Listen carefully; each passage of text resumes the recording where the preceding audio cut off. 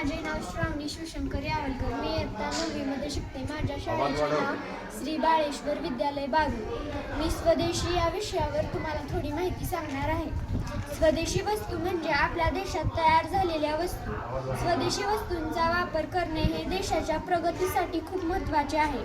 महात्मा गांधीजींनी स्वदेशी वस्तूंचे महत्त्व लोकांना समजावून सांगितले आणि विदेशी वस्तूंचा बहिष्कार टाकण्याचे आवाहन केले. स्वदेशी वस्तूंचा वापर केल्याने आपल्या देशातील उद्योगधंद्यांना चालना मिळते. लहान मोठ्या कारखान्यांना रोजगाराच्या संधी निर्माण होतात.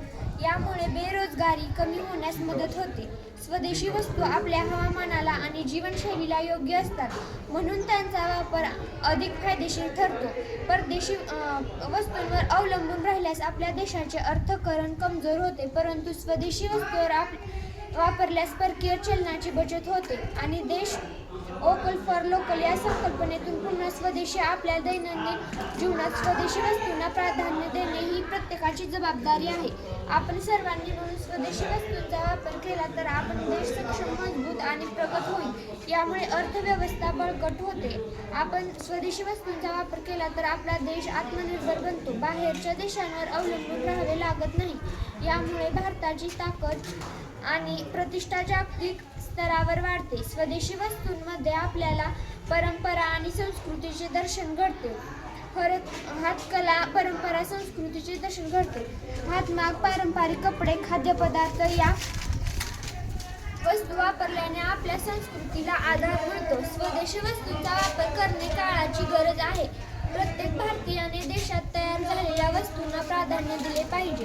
यामुळे देशाची प्रगती होईल, लोकांना रोजगार मिळेल. आजच्या विज्ञान व तंत्रज्ञानाच्या युगात माणूस प्रगतशील झाला असला तरी परदेशी वस्तूंच्या मोहात अडकून आपला स्वदेशीपणा हरवू लागला आहे. आपला देश स्वतंत्र झाला असला तरी मानसिक गुलामी आजही अनेकांच्या जीवनात दिसून येते. त्यावर मात करण्यासाठी स्वदेशी वस्तूंचा वापर करणे ही खरी काळाची गरज आहे. महात्मा गांधीजींनी स्वदेशी आंदोलन सुरू करून देशबांधवांमध्ये आत्मविश्वास निर्माण केला. चरख्यातून निघणारा कापूस हा फक्त धागा नव्हता, तर स्वावलंबनाचा संदेश होता. आज make in India, vocal for local ही संकल्पना पुढे नेण्याची गरज आहे. भारतीय परंपरा, संस्कृती आणि आत्मनिर्भरतेचा इतिहास अतिशय समृद्ध आहे. प्राचीन काळापासून भारत विविध वस्तूंच्या उत्पादनात स्वयंपूर्ण होता, पण गुलामगिरीच्या काळात आणि नंतरच्या औद्योगिकीकरण काळात स्वदेशी वस्तूंचा वापर कमी होऊ लागला. विदेशी कंपन्यांनी आपल्या बाजारपेठावर कब्जा केला आणि भारतीय उत्पादनांना महागे टाकले. यामुळे केवळ आर्थिक नुकसानच झाले नाही, तर भारतीय संस्कृती, कुटीर उद्योग आणि हस्तकला हळूहळू नामशेष होण्याच्या वाटेवर आली. आजच्या घडीला स्वदेशी वस्तूंचा वापर ही केवळ एक भावना किंवा आंदोलन न राहता काळाची गरज बनली आहे. स्वदेशी या शब्दाचा अर्थ आहे स्वतःच्या देशात बनलेली वस्तू.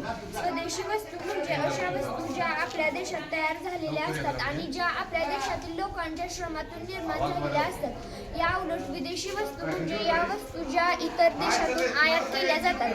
भारतीय स्वातंत्र्य लढ्यात स्वदेशी चळवळीचा मोलाचा वाटा होता. महात्मा गांधींनी चरखा हातात घेऊन खादीचा प्रचार केला, कारण त्यांच्या मते विदेशी कपड्यांचा वापर करून देशबांधवांना आत्मनिर्भरतेचा संदेश दिला. या चळवळीमुळे देशात राष्ट्रीय एकात्मता वाढली आणि भारतीय उद्योगांना चालना मिळाली.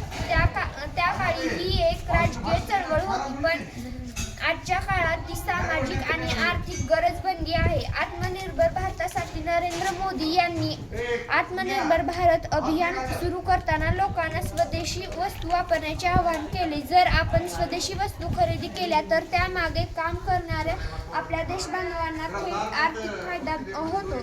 यामुळे देशात उत्पन्न वाढते आणि रोजगाराच्या संधी निर्माण होतात. विदेशी कंपन्या मोठ्या प्रमाणावर यांत्रिकीकरण वापरतात, तर भारतीय लघु उद्योग, कुटीर उद्योग आणि हस्तकला क्षेत्र अनेक हातांनी चालवले जाते. स्वदेशी वस्तू वापरल्यास स्थानिक कारागीर, शेतकरी, महिला, स्वयंसहायता गट आणि छोट्या उद्योगांना आधार मिळतो. आपण विदेशी वस्तू खरेदी केल्यास आपले पैसे देशाबाहेर जातात. या उलट स्वदेशी वस्तू खरेदी केल्यास आपले पैसे देशातच राहतात आणि भारतीय अर्थव्यवस्था बळकट होते. म्हणून स्वदेशी वस्तूंचा जास्तीत जास्त वापर करावा.